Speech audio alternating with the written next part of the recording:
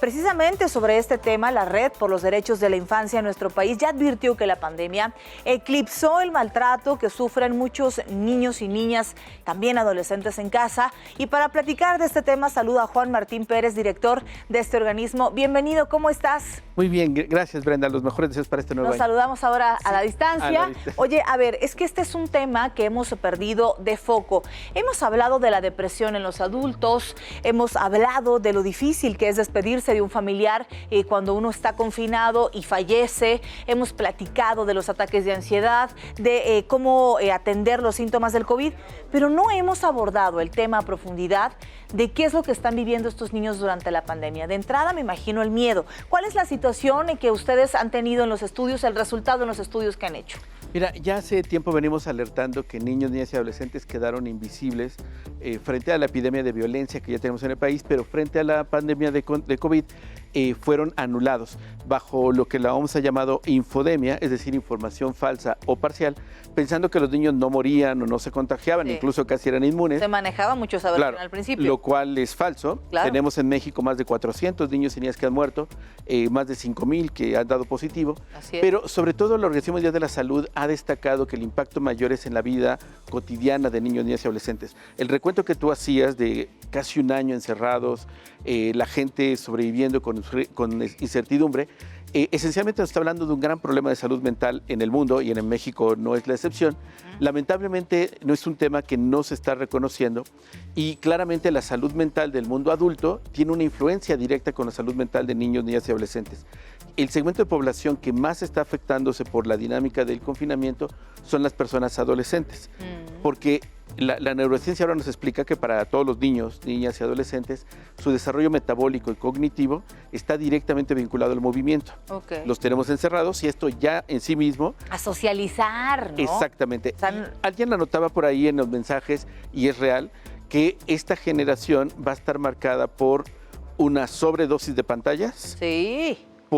El mundo digital, que no es lo mismo necesariamente que el mundo real, poca interacción social, que es donde aprendemos reglas sociales, aprendemos a perder, aprendemos a, establecer vínculos afectivos positivos. Pues es que es el chiste luego también de la escuela, los estudios, pero también los cuates, pero también saludar a los amigos, pero platicar en persona. Hay chicos que no han podido conocerse incluso en persona porque están en una nueva escuela, o no han podido palpar a sus cuates durante mucho tiempo. Y hablando de la escuela, yo creo que es uno de los casos más graves. Tenemos 30 millones de niños, niñas y adolescentes en educación básica.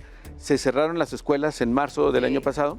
Se regresó al ciclo escolar en televisión, pero hasta ahora no hay una estrategia que permita comunicar a los niños, niñas y adolescentes lo que está sucediendo. Incluso ni la Aprende en Casa está teniendo material y orientación. Y un ejemplo puntual de ello es que la crisis de aprendizaje que están viviendo todos es gravísima y la están viviendo solos.